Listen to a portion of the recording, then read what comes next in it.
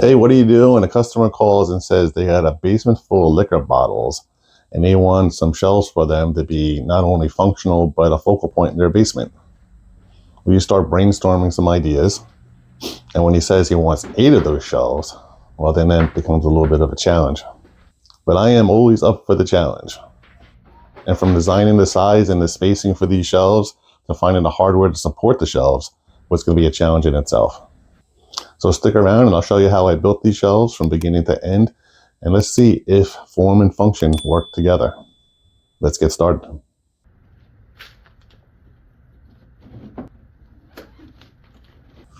After completing the necessary measurements, I did a mock-up in SketchUp. The plan is to utilize the space as best as possible. So I am keeping the bottom shelf as low to the ground as possible, but making sure it doesn't look weird. The next shelf is going to have spacing of 16 inches for the bigger liquor bottles. Then the next 2 shelves have a spacing of 14 inches, which left about 10.5 inches at the top. But the next problem was finding some sort of hardware to use that came in different sizes for our different size shelves, cost effective, and needed to look nice.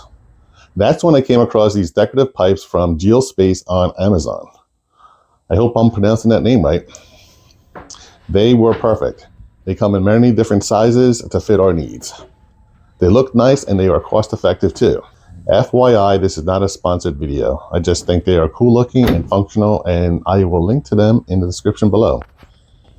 And there is Banks wanting to come outside and supervise the job. Some of you might be asking, is he really using common board for a build like this? No comment. But yes. Okay, yes, I am using common board. To use any other kind of wood would definitely increase the cost of the build. But we're going to make them look nice. Trust me. Just keep watching. You'll see. I am ripping down the boards so I can glue up the panels to be wide enough for the tops and bottoms of the 8 shelves. I am also ripping down the boards to be the front and the 2 sides of the shelves. I ended up using a feather board to keep the boards more secure in the ripping process. And here are some of the boards ripped down and organized outside the garage. Okay, here's a funny story. I picked up this Hercules miter saw recently. It's a beast of a machine. It can cut boards almost twice as wide as my old miter saw, which has seen better days. The only problem with the Hercules saw is that the amount of space it takes up from front to back is crazy. It is way too big for my 1-car garage. So when I was finished with the build, I cleaned it up and returned it to Harbor Freight. They took it back, no questions asked. And I did end up getting a DeWalt 10-inch miter saw instead. With all my tops and bottoms cut, it was time to glue them up. I don't have many clamps in my shop, so I am using pocket holes and screws for my clamps.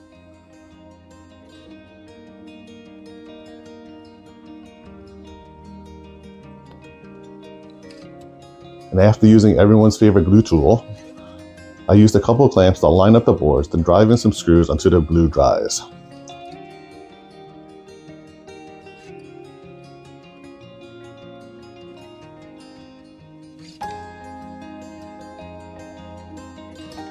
"16 boards later, and I take out the screws because I want to run them through the planer, and there's no way I'm running these through with screws still embedded in them.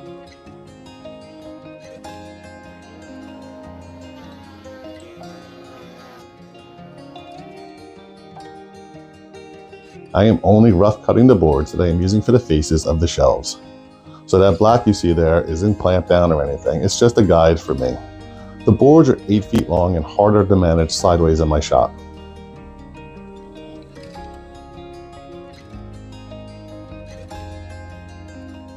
Now here comes everybody's favorite thing to do, sanding. I was tired of listening to Christmas music and looked for a podcast to listen to while I gave everything a quick sand. I came across this channel, Wood Talk. I never saw it before, so I gave it a try. Tell me it doesn't look like the 3 of them are watching me work. And if they were really watching me work, they would be saying, "Hey, what are you using over there, a little 220 sandpaper?" With all honesty, I've never used a pre-stained wood conditioner before, so this project was a test to see if there is a difference. After applying the wood conditioner, you let it sit for about a half an hour. And here is something else I haven't tried before. Using a gel stain instead of a traditional liquid stain. And when the stain dried, I would have to say yes, that using a pre-stain conditioner made the stain come out more evenly. So I have all my boards are all cut. All these pieces are going to be the faces for the front of the shelves. So I have 8 faces down here, and these boards are the top and bottom parts of my panels. So there's 16 of them, one top, one bottom, for the 8 different shelves that I'm making. So my next step is I'm going to organize these and figure out which boards I want to be for top, which ones I want to be for bottom, join them together, label them, and after that I'll cut them down to size, and then we'll start cutting the faces afterwards.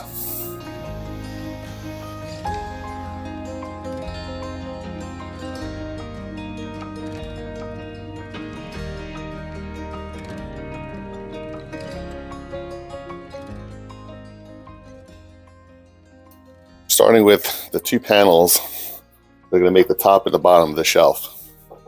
What I'm going to do is I'm going to take one of them, I'm going to flip them upside down. That's going to represent the bottom, and this one will represent the top.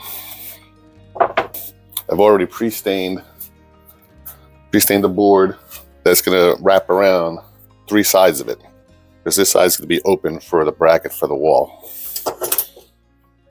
So to keep the grain going in the right direction, what I'm going to do is I'm going to flip it upside down, and with a pencil I'm just going to mark what's up and what's down, just to make it easy reference as I'm cutting the wood.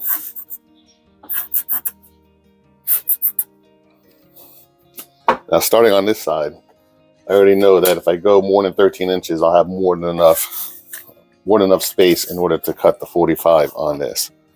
I'm going to mark out the 13 inches, scribe a line, and then I'm going to make my 45. I'm going to move my saw to 45.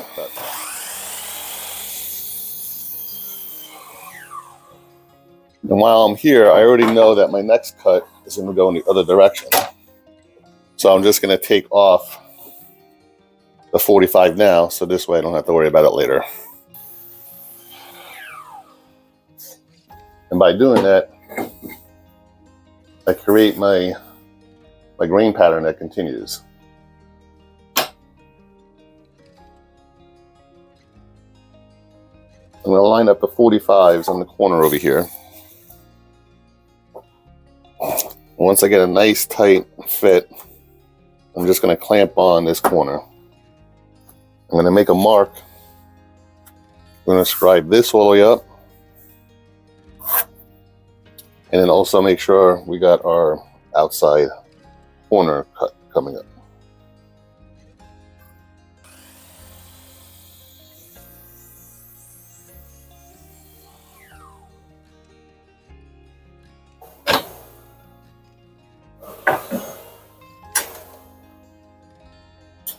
I'm going to switch the saw back to the other 45 and cut it again.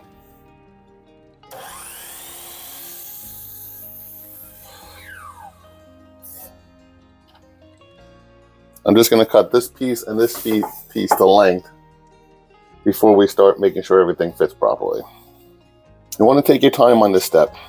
It's okay to be a little on the heavy side or the proud side. If you're a little bit on the short side, it's going to make your corners look really, really unprofessional, I guess, if you want to call it that. So there, I think I got it now. Got a nice tight corner there, and a nice tight corner on this side. So the next step is I'm going to take a measurement of the 2 shelves plus the side piece. So that's going to give me that measurement. We're going to cut 3 pieces to go on the inside of this. Now that we have that set, I'm going to take everything down. Now this is going to be the top, so we're going to raise this up. I already have that piece on the bottom. So I'm just going to flip this board up. And we're going to put these guys on the inside. And we're not putting them all the way up because we're not gluing these guys yet. They're just there for support right now. So then we can put the top back on. And we can kind of get everything lined up again. When I push it down, it's perfectly flush. Let me try the other side. Perfectly flush. Okay. So now all we're doing is we're gluing the top of each side piece along with the angles. So again, we're not gluing that board yet. We're going to glue that in the next step.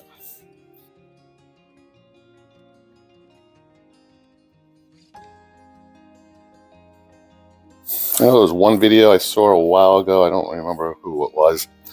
They were talking about glue and that people use way too much glue on their projects. That if you get so much squeeze out, that only means that you're using too much.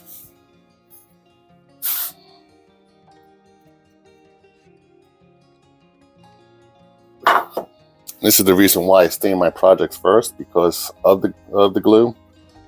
If you were to glue up first and get that squeeze out, it's very hard to stain on this yellow glue.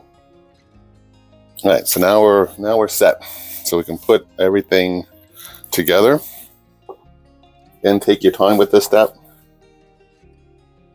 I like to start with the original corner I was in originally, which is down here, and a nice little, get the corner going, put the clamp on loosely,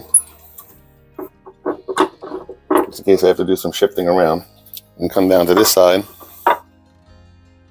Get my corner put together. I'm back to this corner again, just to make sure. Again, not squeezing too tight on the boards, but making sure though that they are aligned.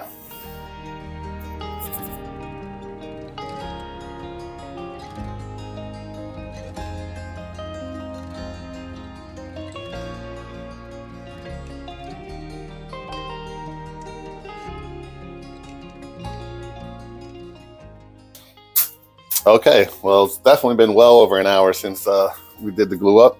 I'm going to take the clamps off and we're going to do the other side.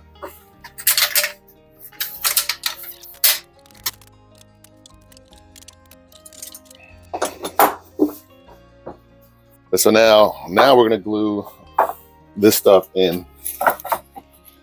And that's when we're going to use the nail gun. So let me grab the nail gun really fast. One thing I should mention, when I built the brackets for the shelves, I purposely let them be a little bit shorter than the actual length of the shelves. And the purpose for that was that when attaching them to the wall, if I didn't get the studs in the right spots to where we wanted the shelves to be, when I slid the shelves over the brackets, I had some room left or right to play with to attach the shelves. After I finished building the 8 shelves, I had to build brackets for them. And right now, this video is getting a little bit long. I created a separate video that goes over how I made the brackets. I don't have a video of me doing the installation, but it was pretty straightforward.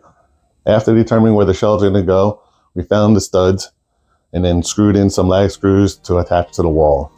Because of the weight of the bottles and the depth of the shelves, using a pipe was totally necessary. Using these pipes serves 2 functions. One, they were support for the shelves. So the bottom shelf had a little pipe underneath it, then the shelf, and then another pipe on that. So each one stacked on top of each other was giving support to the ones below it. The second feature or added feature for it was the fact that having these flanges on there, you can twist them up or down, and that helped me with the leveling process of the shelves. So now the shelves not only have support, but they're also perfectly level as well. And if you haven't seen the video of how I made the brackets, make sure you check that out. And with all that said, let's check out how the shelves came out.